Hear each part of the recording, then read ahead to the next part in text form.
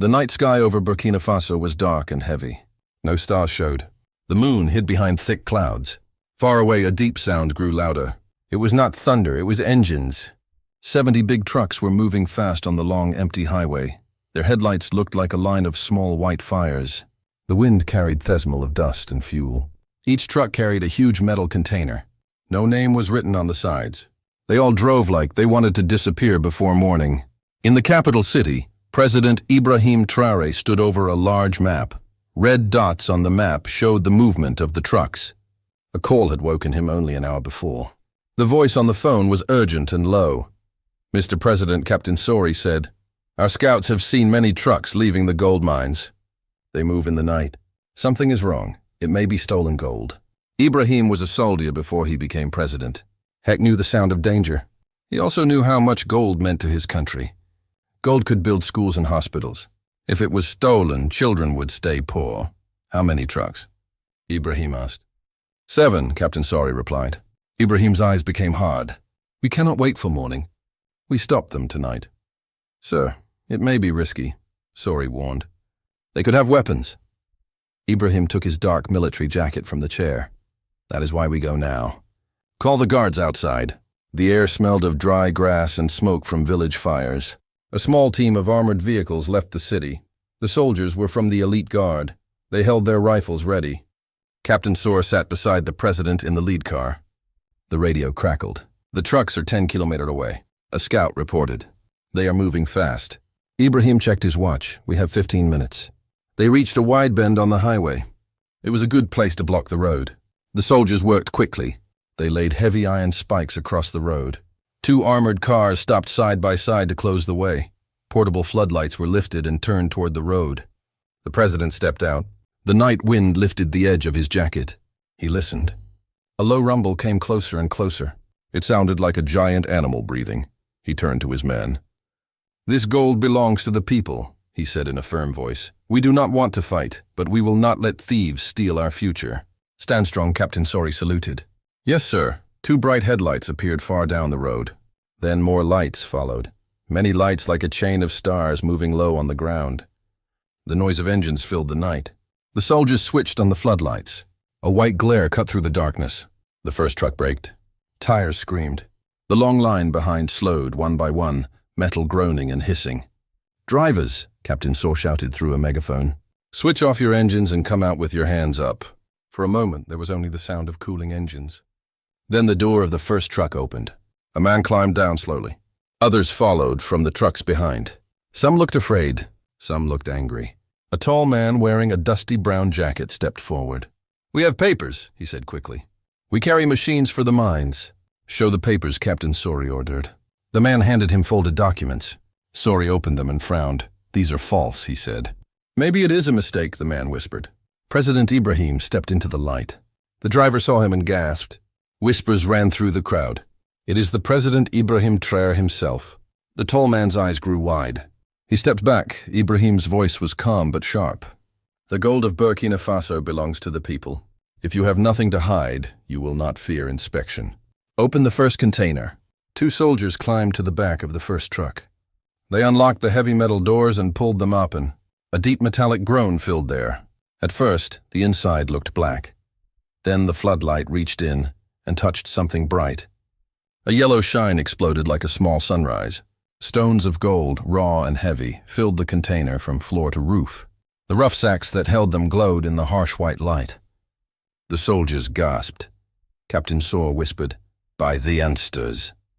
Ibrahim stepped closer. He placed his hand on one sack. He felt the heavy weight of the metal inside. He turned toward the drivers. "Who owns this?" he asked. No one spoke. Only Thedry night wind moved. "You will speak," Ibrahim said. "Our children are hungry while you steal their future." One driver dropped to his knees. His voice shook. "We only drive the trucks," he said. "We were paid to carry the load to the border. We do not know who owns it." Before I could answer, a Loudengein roared at the back of the line. A truck tried to leave the road and run into the bushes. 2 soldiers fired warning shots into the air. The sharp sound cracked like lightning. The truck stopped with a hiss. "No blood," Ibrahim said firmly. "Secure them." The soldiers moved fast and surrounded the trucks. The other drivers stood still, their faces pale. Ibrahim looked at the long line of vehicles stretching into the darkness. If one truck carried so much gold, what about the rest? He felt a hot anger rising in his chest. "Search them all," he told Captain Traoré.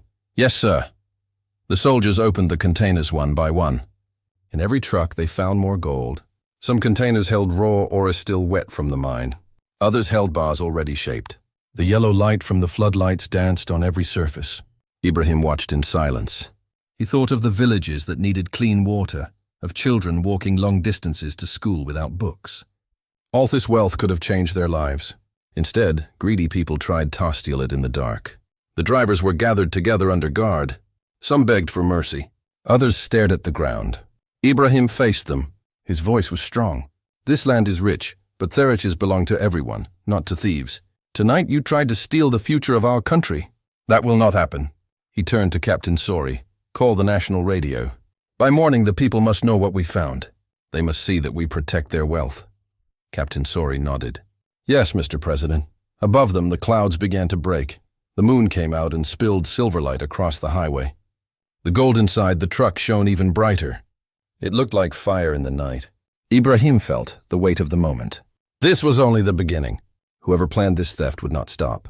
But tonight, the people of Burkina Faso had won. Tonight, their gold was safe. Captain Traoré walked close to the president. "My president," he said softly, "we must ask the drivers who sent them. Maybe they will tell us something." Ibrahim nodded. "Let us question them." The soldiers moved the drivers into a small group near the floodlights. Their faces looked tired but stubborn. One by one, the soldiers asked the same questions. "Who paid you to drive these trucks? Who gave you the false papers? Where were you taking the gold?" The drivers kept their eyes on the ground. Some shook their heads.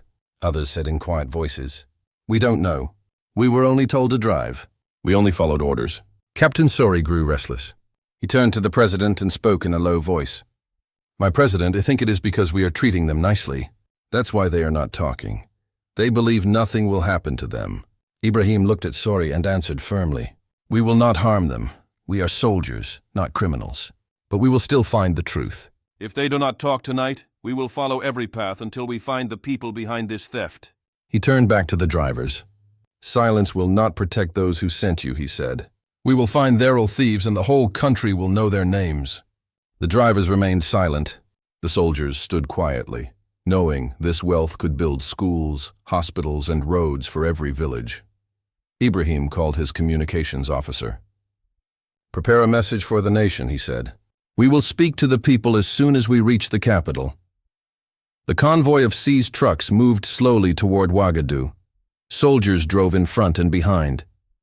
The harassing sun turned the gold inside the containers into rivers of yellow fire. People along the roadside stopped and stared, whispering to each other as the long line of trucks passed. By the time they reached the presidential compound, news of the night's operation had already spread. Reporters and camera crews were waiting. The people wanted to hear from their leader. Ibrahim stepped onto a small platform. Behind him, the national flag moved gently in the morning breeze. He looked at the cameras. His voice was calm but strong. "My people," he began. "Last night, our soldiers stopped 70 trucks on the highway. Inside these trucks, we found a huge amount of stolen gold.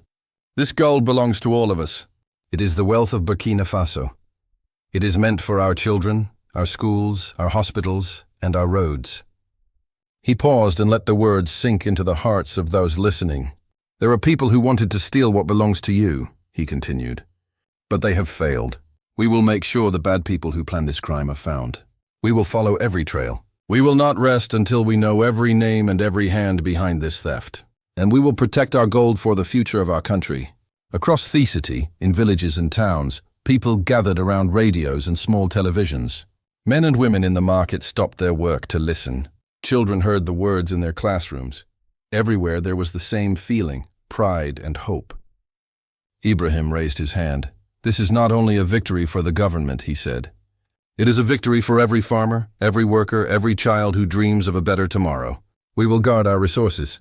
We will use them to bring clean water, to build hospitals and schools, to give our children a future." The crowd outside the palace cheered.